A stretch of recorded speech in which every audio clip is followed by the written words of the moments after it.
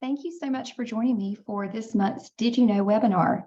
Over the next 20 minutes or so, I'll be walking you through a few helpful resources and tools that will support you and your students as we approach the end of the term. My name is Jennifer Comer, and I'm a training and support specialist with Hawks Learning.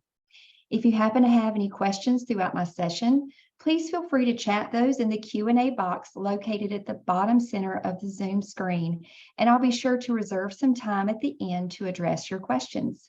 And with that, I'll go ahead and get started. So let me share my screen with you.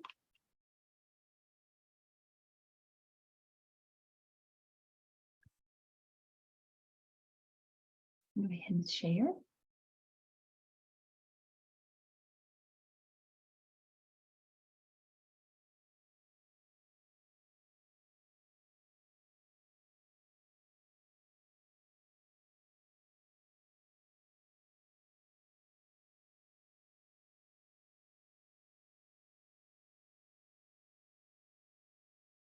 So right now you should see the dashboard for our students whenever they are in the courseware. I want to make sure that I bring two things to your attention in this webinar for students to use. The very first thing that I'd like to bring to your attention is whenever a student has completed a certify attempt, they can go back and click on the lesson that they've worked on. And at any time, they can go into the certify portion of the assignment or in the lesson and click on review. When they click the review button, they can then go in and look at what they did in that particular assignment. So they can get quick refreshers on very specific information. Another thing that I'd like to bring to your attention is the opportunity for students to create practice tests for them to complete as they start reviewing for their final exam. So whenever you click on web test as a student, any web test that you've assigned as an instructor will be listed on the screen. But if they click on the button that's located to the right of web test, they can go to practice web test. Notice I have already created one here, and I'll show you those results in a minute. But when a student clicks on the practice web test tab, they can move to the right and click on create practice web test. When they click on Create Practice Web Test, the screen will pop up and ask for several bits of information from the student. They will need to make sure that they give the test a title. They can also pick out how many questions they would like to have on their practice web test. So let's say they wanted to create a 15-question test. And then they can go to this left portion of the screen and use the drop-down box to create a web test with any of the chapters that you have assigned as an instructor. So if we wanted to go in and select chapter 2, we could then add any of the sections that you've covered in class. And the last thing they'll need to do is set a time. So right now we have practice test 2. We're using chapter 2 material. We've added 3 sections to our test. They're all right here. If a student accidentally adds a section that they shouldn't have, they can quickly click on remove, and that will take it back over to the other side of the screen. And they also have an untimed test. Of course, if your final exam is timed, you would want to encourage them to select an appropriate amount of time so that it would mirror your actual test in class. And then they could click start. When they click start, you'll see it looks similar to a web test that you would have given them. However, the borders are a slightly different color for them there. They would then go through the test and answer all the questions. And when they're finished, they would need to submit the test. So I'm going to click on yes, submit the test. But I want to go back to my course for one reason, because I wanted to review what an actual practice test would look like if they had given information for their questions. So I took this test a little bit ago and intentionally missed some questions so that you could see a variety. But the student can go back and look at this information. It talks about the score that they earned. So I technically earned a 60% on this test. It tells how much time I took on the test and the date that I completed it. But I can click here and now review the test and its parts. So this is a great visual for a student to see, okay, I know because these bars are green, I have 3 sections of this test that I completely understand, but I need to go back and look at the pink bars, so multiplication and division, and then algebraic expressions. So this gives a student a really quick review on what they can look at in order to study and prepare for their final exam. So those are 2 great ways that you can share information with your students regarding review for final exams. The one other thing that I wanted to touch on with this webinar today is a tool for you as an instructor. So I'm going to switch screens and go into my instructor dashboard. And the item that we are going to look at for the instructor is the assignment reviewer, and that is located in the reports tab.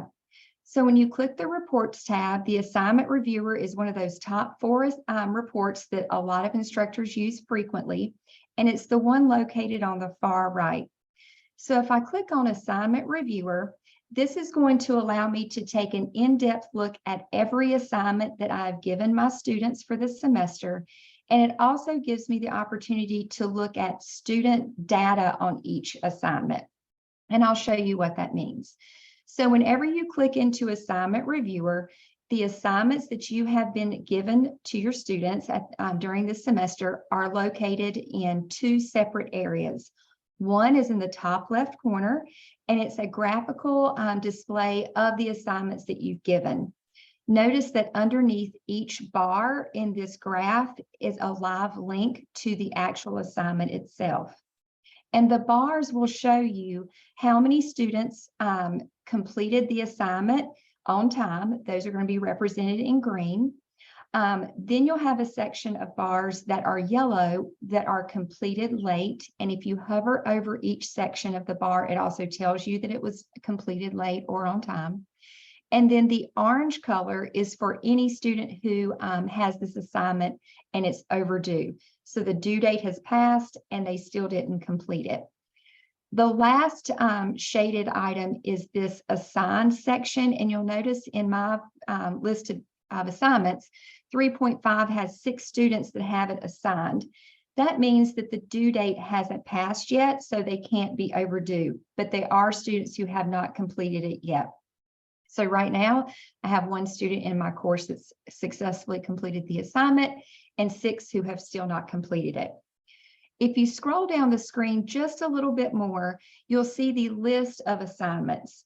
And this particular part of the screen tells you how many of your students have certified out of the total number, and then the average minutes that students spend in learn, practice, and certify. So this gives you a nice overall picture of what your students are spending their time in. Of course, if you see a super large number of students in certify and a very small amount of minutes spent in learn, that's a great opportunity to discuss with your class. They need to make sure they go through learn and practice. So this is a quick overview on all of your assignments. So let's dive into one specific assignment, and I want to point out some really cool information about what you can draw from this. So whenever you're looking at your students, it automatically pops up as students. It will list your students in alphabetical order, and then it will tell you whether or not they have mastered a certification or not. You can sort by clicking the score button. So if you click it once, it's going to list all the students who have mastered the assignment at the top and those that have not at the bottom. You can click it again and it will reverse that order. It's also going to tell you when the assignment was due and how many attempts each student attempted this particular assignment. So if we look at the number of attempts, we see that Eric has had 4 attempts and still has not mastered this particular certify assignment. So you could have a conversation with them. Also looking at Eric, you can see he has not spent any time in learn or in practice. All of his time has been spent in certify. So great conversations with him at this point. One other thing that I'd like for you to notice, if you click the analytics tab, this breaks down the assignment and the percentage of students that got the question within the assignment correct and incorrect. So this is assignment or lesson 1.1. So in 1.1, I had 8 questions, and you'll notice that that is the x-axis on the bottom of the screen or of the graph. So we've got 8 questions, and the percentages are going up the graph. So for question 1, we had 50-50. 50% of my students got the question correct. 50% of my students did not. I may need to take a look at that question in just a minute. Let's keep looking though at our bars. Question 2 looks a lot better, a lot more hopeful. 75% of my students got the question correct. But look at question 3. 100% of my students got them correct.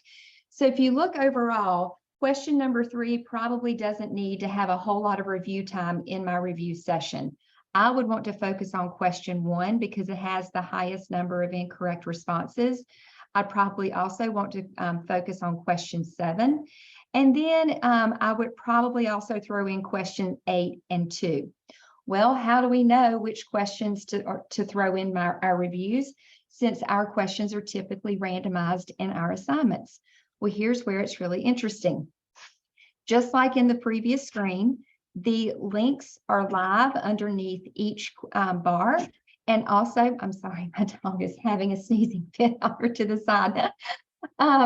If you scroll down the screen, you'll also see each question listed as a live link below. You'll see all 8 questions listed there.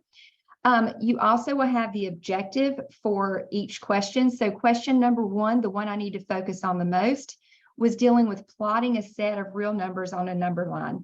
So I can go in and pull questions that I know will address that specific objective.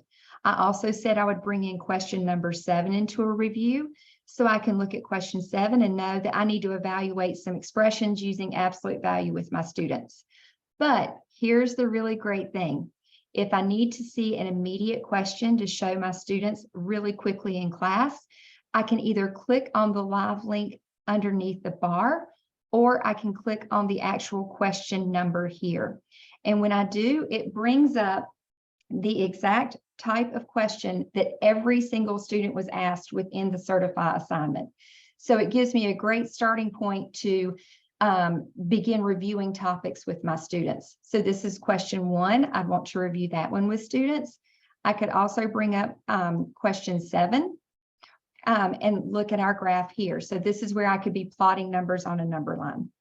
So these are 3 great tools for you to work with your students on whenever we're working on a review for the final exam. Do you all have any questions for me that you'd like to put into the Q&A? I'll be happy to answer those.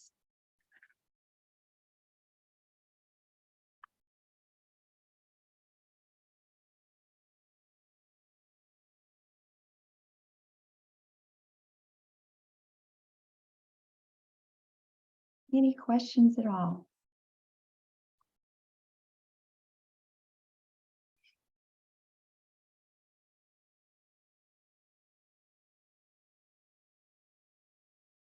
Okay, well, if we don't have any questions, then I wish you the very best of luck during finals week for you. And if there's anything that we can do in the future to help you prepare for the end of the semester or startup of next semester, please let us know. Thanks again for joining me, and any additional questions that come up after we've ended, please don't hesitate to reach out. I hope you all have a really great day.